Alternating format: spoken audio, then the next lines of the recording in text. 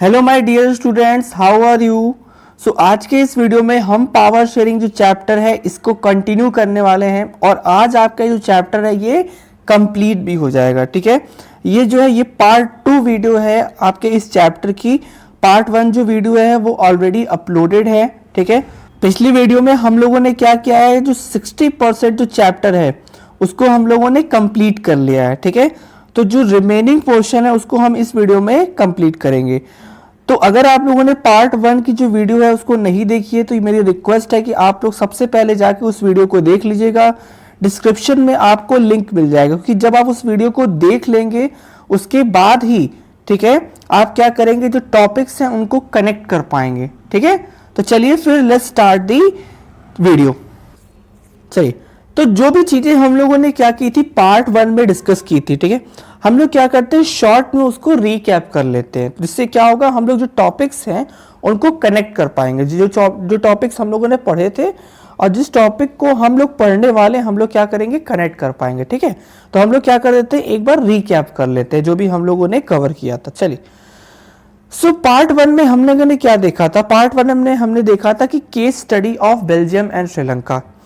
हमने देखा था कि ethnic composition of Belgium and Sri Lanka का देखा था। हमने ये देखा था कि दोनों जो कंट्रीज हैं बेल्जियम और श्रीलंका ये दोनों डाइवर्स कंट्रीज थी। ठीक है, काफी ज्यादा जो है डाइवर्सिटीज थी, ये हमने डिस्कस किया था। उसके बाद हमने ये भी डिस्कस किया था कि डाइवर्सिटी जो होती है, ठीक है, वो एक कंट्री को बहुत ही ज्यादा ब्यूटीफुल बनाती है। लेकिन अगर आप क्या करोगे, उस डाइवर्सिटीज की केयर नहीं करोगे तो वो जो डाइवर्सिटी होती है that can lead to the civil war भी लेके आ सकती है, आपकी कंट्री में कन्फ्लिक्ट भी लेके आ सकती है। ऐसा कहाँ पे हुआ था, ऐसा हुआ था श्रीलंका में, जहां पर एक डोमिनेंस जो आइडियोलॉजी थी उसको श्रीलंका ने क्या कर लिया था, अडॉप्ट कर लिया था। वहां पे जो मेजोरिटी थे उन्होंने क्या किया था, जो माइनॉरिटीज पर डोमिनेंस दिखाने की कोशिश की थी, अपने विल को इम्पोज करने की कोशिश की थी। जो नीड थी माइनॉरिटीज की, उनकी नीड को डिसरिगार्ड कर दिया जाता। वहां पर क्या हुई थी, सिविल वॉर। फिर हमने बेल्जियम की पॉलिसी को भी डिस्कस किया था कि बेल्जियम में भी क्या थी, सिचुएशन जो थी वो सेम थी, वहां पर भी डाइवर्सिटी थी।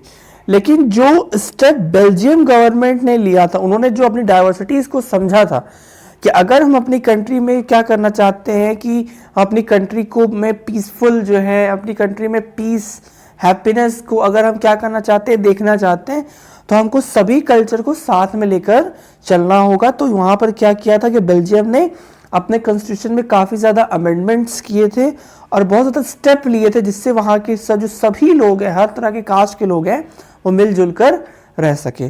तो इन टॉपिक्स को हम लोगों ने क्या किया है, इन टॉपिक्स को हम लोगों ने बहुत ही डिटेल वे में पार्ट 1 में डिस्कस कर लिया है। तो आप लोगों से रिक्वेस्ट है कि आप लोग जाकर पार्ट 1 का जो वीडियो है उसको देख लीजिएगा, डिस्क्रिप्शन में आपको लिंक मिल जाएगी। ठीक है, चलिए फिर हम अब कंटिन्यू करते हैं चैप्टर।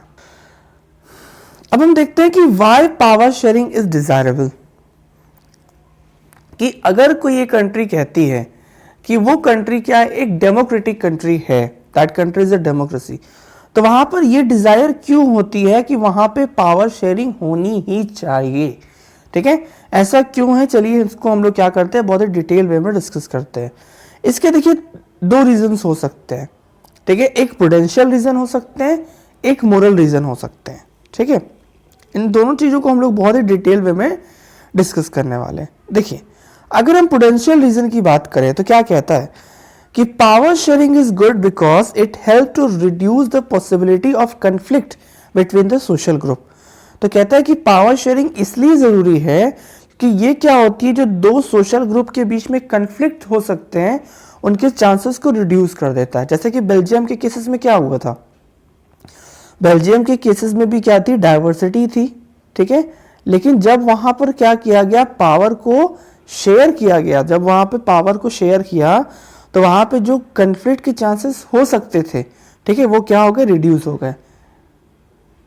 लेकिन श्रीलंका में क्या हुआ, श्रीलंका में भी श्रीलंका में भी क्या थी, डाइवर्सिटी थी, लेकिन वहां पे पावर को शेयर नहीं किया गया, तो उससे वहां श्रीलंका में क्या हुआ, श्रीलंका में क्या हुए, कन्फ्लिक्ट्स हुए।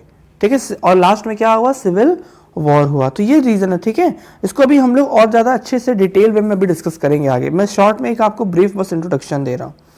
उसके बाद देखिए इसका क्या होता है, मोरल रीजन क्या होता है, ठीक है। तो power sharing is the spirit of democracy. तो क्या होता है कि मोरल रीजन क्या है कि power sharing is the spirit of democracy. क्यों बोलते हैं पावर शेयरिंग को स्पिरिट ऑफ डेमोक्रेसी, इसको अब हम लोग क्या करने वाले हैं, डिस्कस करने वाले हैं अच्छे से एकदम डिटेल में, ठीक है। चलिए देखते हैं।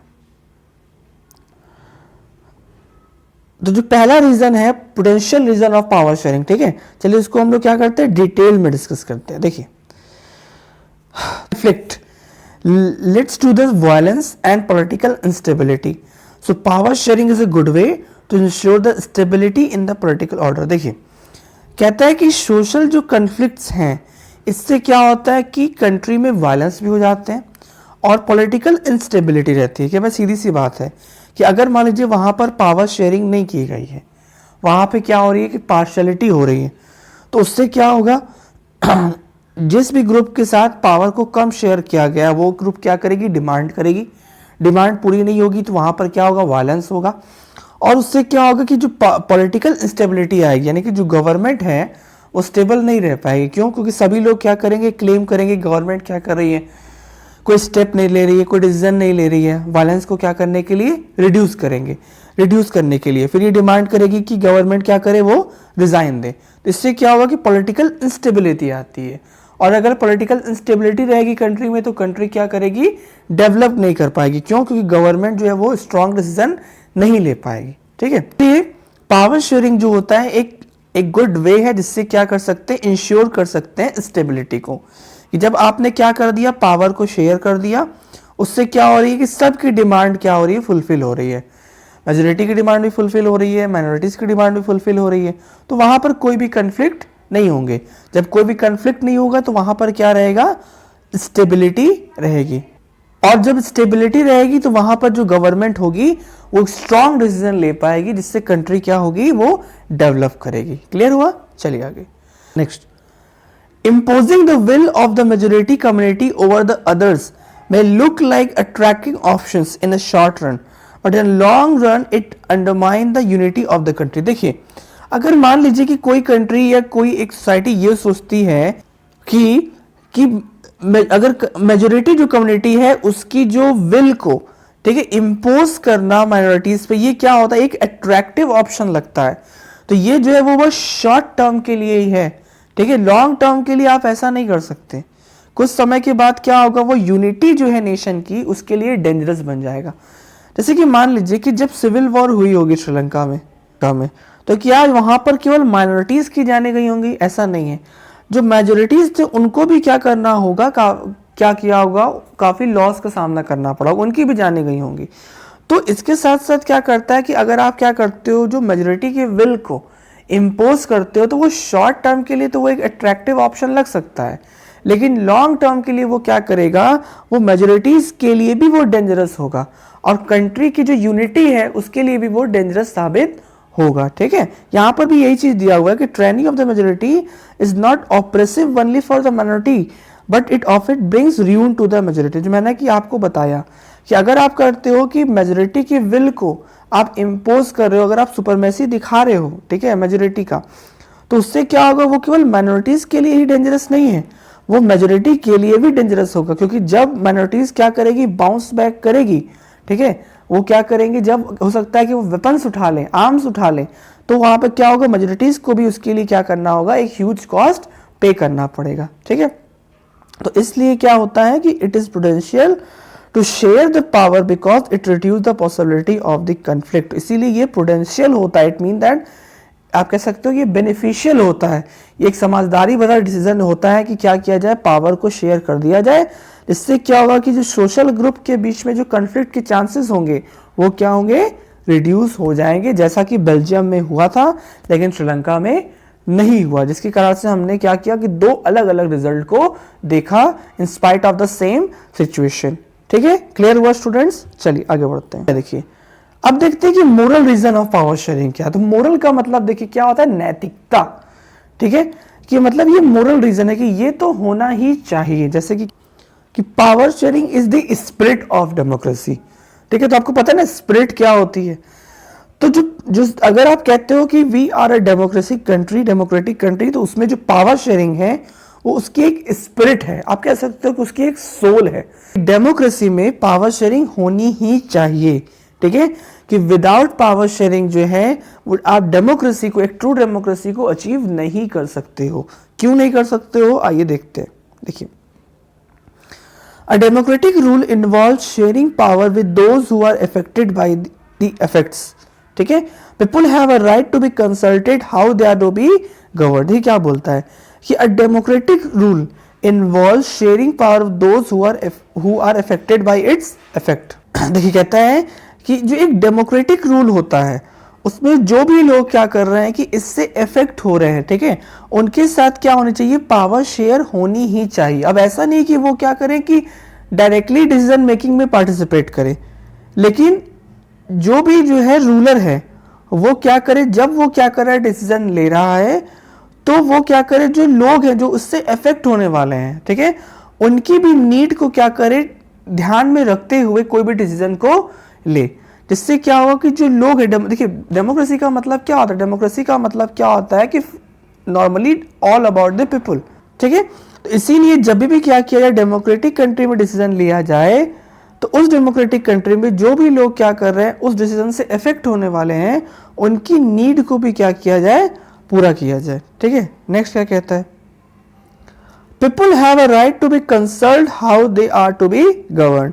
और डेमोक्रेटिक कंट्री में क्या होना चाहिए, लोगों के पास ये राइट होना चाहिए कि वो कंसल्ट करें कि how they are to be govern. इसका मतलब क्या है कि लोगों को क्या होना, पूछने का राइट होना चाहिए, कर सकें कि वो क्या कर सके, गवर्नमेंट से पूछ सकें, ठीक है, कि अगर कोई भी स्टेप लिए जाते हैं और वो स्टेप का कोई अगर नेगेटिव कंसिक्वेंस होता है, तो लोगों के पास ये राइट होना चाहिए कि लोग हैं वो गवर्नमेंट से पूछें। नॉर्मली आप कह सकते हो कि गवर्नमेंट जो है वो अकाउंटेबल होनी चाहिए, है ना। A legitimate government is one citizen through participation acquires stake in the system। और एक legitimate जो गवर्नमेंट है उस गवर्नमेंट को हम legitimate गवर्नमेंट बोलेंगे, जहां पे जो सिटीजन्स हैं वो क्या करते हैं, पार्टिसिपेशन करते हैं, मतलब पार्टिसिपेट करते हैं वहां का जो सिस्टम होता है, either through the voting system और थ्रू द इलेक्शन। समझ में आया। तो ये क्या है, ये मोरल रीजन है पावर शेयरिंग की। तो फिर क्या होता है कि prudential reason stress that power sharing will bring out the better outcomes, और moral reason emphasise the act of power sharing is valuable. देखिए, तो जो प्रूडेंशियल रीजन को हमने डिस्कस किया वो ये बोलता है कि जो prudential reason of power sharing है, या वो जो पावर शेयरिंग है वो क्या करती है, बेटर आउटकम्स लेके आती है। कि जब आप क्या करते हो, पावर को शेयर करते हो, तो वो एक बेटर आउटकम लेके आएगी कि आपकी कंट्री में क्या होगा कि हैप्पीनेस आएगी, ठीक है, पीस आएगी आपकी कंट्री में। और मोरल रीजन ये क्या बोलता है कि ये act of power sharing is valuable. वो ये बताता है कि जो पावर शेयरिंग है उसकी एक वैल्यू होती है, ठीक है। समझ में आई बात। चलिए आगे बढ़ते हैं। चलिए स्टूडेंट्स, तो हम लोगों ने अभी क्या देखा कि हम लोगों ने ये डिस्कस किया कि why power sharing is desirable, power sharing क्यों डिजायरेबल है। अब हम ये देखने वाले हैं कि एक डेमोक्रेसी में पावर को किस किस फॉर्म में, कितने कितने तरीकों से, ठीक है, पावर को शेयर किया जा सकता है, ठीक है। तो चलिए हम देखते हैं। तो नॉर्मली क्या है कि 4 वेज दिए गए हैं, देखिए 4 तरीके दिए गए हैं आपकी बुक में, और इन 4 तरीकों से पावर को किया जा सकता है, शेयर किया जा सकता है, ठीक है। चलिए, तो in the modern democracy the power sharing can take many forms. क्या क्या फॉर्म्स से देखते हैं। तो power is shared among the different organs of government. So power को क्या किया जा सकता है कि different different organs of government में भी शेयर किया जा सकता है। अब ऑर्गन्स ऑफ गवर्नमेंट क्या है, देखिए आपने पता होगा, सुना होगा कि सेपरेशन ऑफ पावर के बारे में सुना होगा। तो ऑर्गन्स ऑफ गवर्नमेंट हमारा 3 ऑर्गन्स ऑफ गवर्नमेंट है, एक लेजिस्लेचर, ठीक है, एग्जीक्यूटिव और जुडिशरी। लेजिस्लेचर मतलब क्या होता है कि those who make law for the country, जो क्या करते हैं कंट्री के लिए लॉ बनाते हैं, जैसे कि आपका क्या हो गया पार्लियामेंट। एग्जीक्यूटिव का मीन्स क्या होता है कि जो इन्होंने लॉ बनाया है ये क्या करते हैं, उस लॉ को इंप्लीमेंट करते हैं, ठीक है, एग्जीक्यूट करते हैं, जैसे कि for example our prime minister. उसके बाद जो हमारा जुडिशरी होता है, ठीक है, तो जुडिशरी क्या करता है, ये सुपरवाइज करता है, आप कह सकते हो, ठीक है। तो जुडिशरी जो होता है वो ये देखता है कि जो ये डिसीजन ले रहे हैं, डिसीजन को लेते समय ये कोई अनकॉन्स्टिट्यूशनल जो तरीका है उसको फॉलो तो नहीं कर रहे हैं। तो इस तरीके से आप कह सकते हो कि इन तीनों की जो पावर को क्या कर दिया गया है, सेपरेट कर दिया गया है, ठीक है। देखिए सो पहला हमने डिस्कस किया कि पावर को शेयर कर सकते हैं हम different different organs of the government, और उसको हॉरिजॉन्टल डिस्ट्रीब्यूशन ऑफ पावर भी बोली जाती है। क्यों बोलते हैं हॉरिजॉन्टल डिस्ट्रीब्यूशन ऑफ पावर? तो इसलिए इसको horizontal form of power sharing बोलते हैं, क्योंकि यहाँ पे आप देख सकते हो कि तीनों जो है सेम ही लेवल पे हैं। ये जो तीनों है वो सेंट्रल गवर्नमेंट की जो है वो सेंट्रल की जो है वो बॉडी है, ठीक है। इसीलिए इसको क्या बोलते हैं कि horizontal form of power sharing बोलते हैं। चलिए आगे देखते हैं। तो such a separation ensure that कि none of the government can exercise unlimited power, each organs check the others. देखिए अब होता क्या समझिएगा, ये कहता है कि such a separation ensure that कि none of organs exercise unlimited power. अब मान लीजिए कि इससे होगा क्या कि किसी के पास अनलिमिटेड पावर नहीं है, क्योंकि हमने क्या किया कि पावर को सेपरेट कर दिया गया है, ठीक है। हमने क्या किया, इनका जो जुडिक्शन है इसको क्या कर दिया है, हमने फिक्स कर दिया है, ठीक है। अच्छा इससे होगा क्या, each organ check the others, the result of balance in power sharing in various institution and system of check and balance। देखिए अब क्या हुआ, क्योंकि हमने क्या किया कि जो इनका जो जुरिडिक्शन है इसको फिक्स कर दिया, तो ये तो सब क्या करेंगे, एक दूसरे के जो फंक्शंस है उसको चेक करेंगे। जैसे कि जो सुप्रीम कोर्ट है, जो हमारा जुडिशरी है, वो ये चेक करेगा कि जो एग्जीक्यूटिव कोई डिसीजन ले रहा है, क्या डिसीजन तो अनकॉन्स्टिट्यूशनल तो नहीं ले रहा है। अगर ऐसा वो करता है तो उसको वो क्या करेगा, रोकने की कोशिश करेगा ना, स्टॉप करने की कोशिश करेगा। तो इस तरीके से क्या होता है कि एक दूसरे की पावर को चेक करते हैं, और जब वो एक दूसरे की पावर को चेक करते हैं तो क्या होता है, वो एक बैलेंस बनता है, और system of check and balance जो होता है वो डेवलप होता है, ठीक है। बात समझ में आई? चलिए आगे देखते हैं। देखिए दूसरा तरीका क्या है कि जिससे पावर को शेयर की जा सकती है, तो power is shared among the levels of government. देखिए अब यहाँ पे क्या हो गया, लेवल ऑफ गवर्नमेंट हो गया है, कि जैसे कि मान लीजिए कि किस तीन तरीकों से पावर को शेयर किया जाता है, तो सेंट्रल गवर्नमेंट, स्टेट गवर्नमेंट और लोकल गवर्नमेंट। देखिए समझिए कि मान लीजिए है क्या कि मान लीजिए ये क्या है, एक कंट्री है, ठीक है। तो अब क्या किया कि आपने इस पूरी कंट्री के लिए क्या किया, एक सेंट्रल गवर्नमेंट बना दी, ठीक। अब क्या है, इस कंट्री में क्या है कि स्टेट्स भी, जैसे उत्तर प्रदेश एक स्टेट है, मध्य प्रदेश एक स्टेट है। अब इसमें क्या होगा, कुछ टाउन्स होंगे, कुछ विलेजेस होंगे। तो आपने क्या किया कि हर एक स्टेट के लिए भी क्या की, एक गवर्नमेंट बना दी। तो एक जो गवर्नमेंट क्या हो गई, पूरे कंट्री के लिए हो गई, जिसको हमने बोला सेंट्रल गवर्नमेंट। और हर एक गवर्नमेंट जो है, एक जो गवर्नमेंट है वहाँ हर एक स्टेट के लिए हो गई, जिसको बोल दिया स्टेट गवर्नमेंट। और उसके साथ साथ क्या है, जो उस स्टेट में, जैसे कि आप कह सकते हो कि जो टाउन है, ठीक है, वहाँ पे जो विलेज है, तो उनको भी आपने क्या कर दी, कुछ पावर को दे दिया, जैसे कि आपका जो एडमिनिस्ट्रेशन जो वर्क है वो इजी हो जाए। डिफरेंट लेवल्स ऑफ गवर्नमेंट होती है, ठीक है। इसको बोलते हैं डिवीजन ऑफ पावर। बात समझ में आई? इसको और क्या बोलते हैं, vertical form of power sharing भी बोलते हो, कि यहाँ पे देखिए वर्टिकल है, और यहाँ पे आप जैसे जैसे क्या होगे, नीचे की तरफ आओगे तो पावर थोड़ी सी कम होती चली जाती है, ठीक है। जैसे कि सबसे ऊपर जो सेंट्रल गवर्नमेंट है उसके पास थोड़ी सी ज़्यादा पावर है, जो स्टेट गवर्नमेंट है उसके पास थोड़ी सी कम पावर है, जो लोकल गवर्नमेंट है उसके पास थोड़ी सी कम पावर है। तो इसलिए इसको क्या बोलते हैं, vertical form of power sharing भी बोलते हैं, और इसको क्या बोलते हैं, फेडरल गवर्नमेंट भी बोलते हैं, ठीक है। देखिए जो चैप्टर 2 है ना आपका क्लास 10 में, जो चैप्टर 2 है उसमें इस फेडरलिज्म के बारे में, जो फेडरल फॉर्म है उसके बारे में पूरा चैप्टर दिया हुआ है, ठीक है। तो नेक्स्ट चैप्टर में और भी ज़्यादा डिटेल में हम लोग डिस्कस करेंगे, ठीक। चलिए आगे देखते हैं। So in the federal government power is shared between the general government for entire country and the government at the provincial and the regional level. तो जैसा कि मैंने आपको बताया कि जो फेडरल गवर्नमेंट होती है वहां पे क्या किया जाता है, जो पावर को शेयर किया जाता है। जो जनरल गवर्नमेंट होती है, जैसे कि मैंने क्या बताया कि मान लीजिए एक कंट्री है, तो आपने क्या किया कि पूरे कंट्री के लिए गवर्नमेंट बना दी, तो ये क्या हो गई, जनरल गवर्नमेंट हो गई। फिर मान लीजिए क्या है कि अलग अलग स्टेट है, तो आपने क्या किया कि अलग अलग स्टेट के लिए क्या की, गवर्नमेंट बना दी, जिसको बोलेंगे स्टेट गवर्नमेंट। और आपने क्या कि दोनों के बीच में पावर को क्या कर दिया, शेयर कर दिया, तो इसको क्या बोलेंगे, फेडरल गवर्नमेंट बोलेंगे, ठीक है। और क्या बोलेंगे, डिवीजन ऑफ पावर शेयरिंग, ठीक है। तो ये दूसरा तरीका होता है जिससे आप पावर को क्या कर सकते हो, शेयर कर सकते हो। चलिए नेक्स्ट, पावर में ऑल्सो भी shared among the different social groups.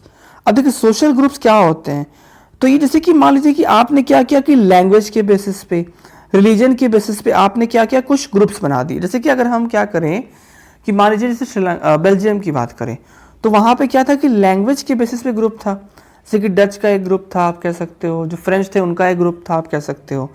ठीक है। रिलीजन की अगर हम लोग बात करें, जैसे हमारी कंट्रीज में क्या होती है, माइनॉरिटीज होती हैं, तो जितनी भी जो माइनॉरिटीज होती हैं उनका क्या होता है, ग्रुप होता है, और हम क्या करते हैं, उनको थोड़ी सी पावर भी देते हैं, हम उनको राइट्स देते हैं कि आप क्या कर सकते हो, जो आपका जो कल्चर है आप उसको क्या कर सकते हो, प्रिजर्व कर सकते हो। आप जैसे मदरसाज ओपन कर सकते हो, बहुत सारे जो मिशनरी स्कूल होते हैं आप उसको ओपन कर सकते हो, तो अपने कल्चर को क्या कर सकते हो, प्रोटेक्ट कर सकते हो। तो इस तरीके से क्या होते हैं, सोशल ग्रुप्स होते हैं, ठीक है। इनके बीच में भी क्या होती है, पावर को शेयर किया जाता है। जैसे देखिए एग्जाम्पल क्या दिया है, जैसे community government in Belgium is a good example of this arrangement, ठीक है। तो जैसे कि क्या हुआ था, जो कम्युनिटी गवर्नमेंट बनी थी, जो थर्ड फॉर्म ऑफ गवर्नमेंट थी, तो वहां पे क्या किया गया था, जो अलग अलग ग्रुप्स थे, ठीक है, वहां पे क्या किया गया था, पावर को शेयर कर दिया गया था। जैसे कि डच है, तो भाई आप अपनी पावर ले लो, जो जो जो भी डिसीजन लेने हैं, जो एजुकेशन से रिलेटेड डिसीजन है, कल्चर से रिलेटेड डिसीजन है, आप क्या करोगे, अपना डिसीजन लेना।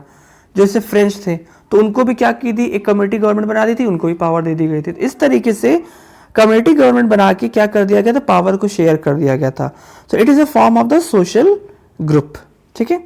और देखिए in some countries there are the constitutional and legal arrangements whereby social weaker section and the women are represented in the legislature and the administration। देखिए जैसे कुछ कंट्रीज में जैसे कि जो वीकर सेक्शन होते हैं, जैसे कि मान लीजिए हमारे अगर हम लोग बात करें, जैसे शेड्यूल कास्ट हैं, ठीक है, शेड्यूल ट्राइब्स हैं, तो ये भी तो एक ग्रुप ही है ना, सोसाइटी का एक ग्रुप भी तो है ये। जैसे कि जो वुमेन है, तो वुमेन का भी एक ग्रुप है, तो इनके साथ भी पावर शेयर की जाती है। जैसे कि जो कंस्टिट्यूएंसीज होती है इनको रिजर्व कर दिया जाता है, तो ये क्या है, it is also form of the power sharing. Clear हुआ, चलिए आगे बढ़ते हैं। देखिए और जब जो सोशल ग्रुप्स होते हैं उनके साथ जब पावर शेयर की जाती है तो उनका एक एडवांटेज भी होता है। उसका क्या एडवांटेज होता है, देखिए this type of arrangement is mean to give a space in the government and administration to diverse social group, otherwise they will feel alienated from the government. देखिए होता क्या है कि जब भी आप सोशल ग्रुप, स्पेशली जो माइनॉरिटीज हैं, उनके साथ जब आप कुछ पावर को शेयर कर देते हो तो वो ये फील करते हैं कि हम क्या करते हैं, हम जो है वो गवर्नमेंट के पार्ट हैं, हम जो है वो क्या है, कंट्री के पार्ट है। अदरवाइज क्या होगा, वो एलिनेटेड फील करने लगेंगे, खुद को अलग फील करने लगेंगे, और बाद में हो सकता है कि वो क्या करें, वायलेंस कर दें अपने डिसीजन को लेकर, कन्फ्लिक्ट्स हो जाए। तो ऐसी सिचुएशन जो है हो सकती है, जैसा कि श्रीलंका में हुआ था, ठीक है।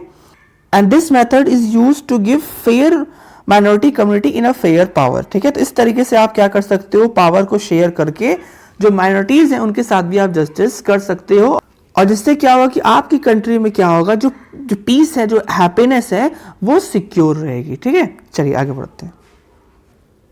चलिए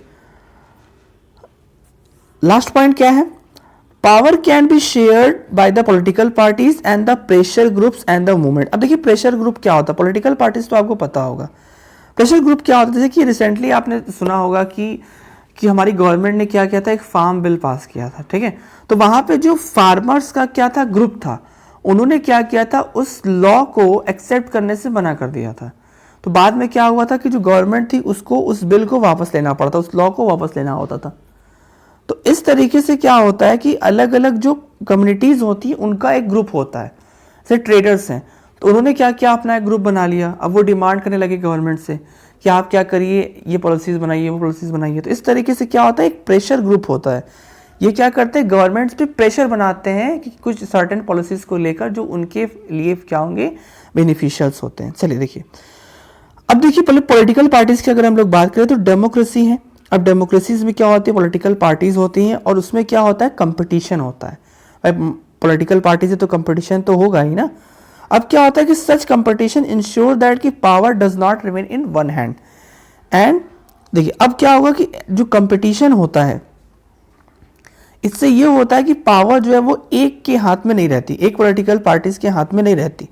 इससे हमको बेनिफिट होता है कि क्या होगा कि पॉलिटिकल पार्टीज को ये डर होता है कि अगर मान लीजिए हमने क्या किया, ठीक है, लोगों की नीड को फुलफिल नहीं किया, तो वो क्या करेंगे, लोग जो है वो दूसरी पार्टी को क्या कर लेंगे, ऑप्ट कर लेंगे। तो वो कहीं ना कहीं क्या करते हैं, हमारी नीड के अकॉर्डिंग ही वो क्या करते हैं, डिसीजन लेते हैं। उसके बाद अगर हम जो नेक्स्ट करें तो power is shared among the different political parties that represent the different ideologies and the social group. और क्या होता है कि मान लीजिए, जैसे कि इसमें बता रहा हूँ कि मान लीजिए हुआ क्या कि कोई भी पॉलिटिकल पार्टी मेजोरिटी को प्रूव नहीं कर सकी, तो क्या होगी, कोलिजन गवर्नमेंट बन जाती है। तो ऐसी सिचुएशन में क्या होता है कि जो अलग अलग पार्टीज हैं, जो उनकी अलग अलग आइडियोलॉजीज होती है, वो क्या होती है कि वो क्या हो जाती है, मिक्स हो जाती है, ठीक है, और उसके थ्रू वो क्या करते हैं, डिसीजन लेते हैं। बात समझ में आया? तो इसमें क्या होगा, कोई एक पॉलिटिकल पार्टी है वो क्या कर पाएगी, यूनिटरली डिसीजन को नहीं ले पाएगी, ठीक है, उनको हर एक की नीड को क्या करना होगा, साथ में लेके चलना होगा, ठीक है। जैसे कि एग्जाम्पल दिया भी हुआ है कोलिजन गवर्नमेंट, मैंने आपके साथ डिस्कस किया। So in the democracy we find interest groups such as the traders, businessmen, industrials, farmers and industrial workers। तो मैंने जैसे आपके साथ डिस्कस किया ना, प्रेशर ग्रुप ये वही है कि आपको डेमोक्रेसी में क्या होगा कि ट्रेडर्स मिल जाएंगे, बिजनेसमैन मिल जाएंगे, फार्मर्स मिल जाएंगे, तो ये क्या करते हैं, अपना एक ग्रुप बना लेते हैं और इन्हीं ग्रुप को क्या बोलते हैं, प्रेशर ग्रुप बोलते हैं। और ये क्या करते हैं, गवर्नमेंट पे प्रेशर बनाते हैं कि मान लीजिए अगर गवर्नमेंट ने कोई सा डिसीजन ले लिया जो उनके इंटरेस्ट को वायलेट कर रहा है, तो वो गवर्नमेंट पे क्या करेंगे, प्रेशर बनाएंगे कि आप क्या करिए, उस डिसीजन को वापस लीजिए, ठीक है स्टूडेंट्स। चले, सो आपका जो चैप्टर है वो अब चैप्टर जो है वो कंप्लीट हो चुका है, ठीक है। चलिए एक बार हम लोग रिकैप कर लेते हैं कि हम लोगों ने क्या क्या चीज़ों को पढ़ लिया है, ठीक है। तो आज हम लोगों ने क्या देखा कि हम लोगों ने देखा कि power sharing, why the power sharing is desirable, ठीक है, पावर शेयरिंग की डिजायर क्यों होती है। तो हमने दो डिसीजन देखे, एक प्रूडेंशियल रीजन और एक मोरल रीजन को हम लोगों ने क्या किया, डिस्कस किया। फिर हमने ये देखा कि कौन कौन से फॉर्म्स है जिसमें पावर शेयरिंग को शेयर किया जा सकता है, ठीक है। तो हमने देखा कि by the organs of government आप कर सकते हो, उसके बाद लेवल ऑफ गवर्नमेंट आप कर सकते हो, ठीक है। उसके बाद हमने क्या देखा कि डिफरेंट सोशल ग्रुप में आप पावर को शेयर कर सकते हो,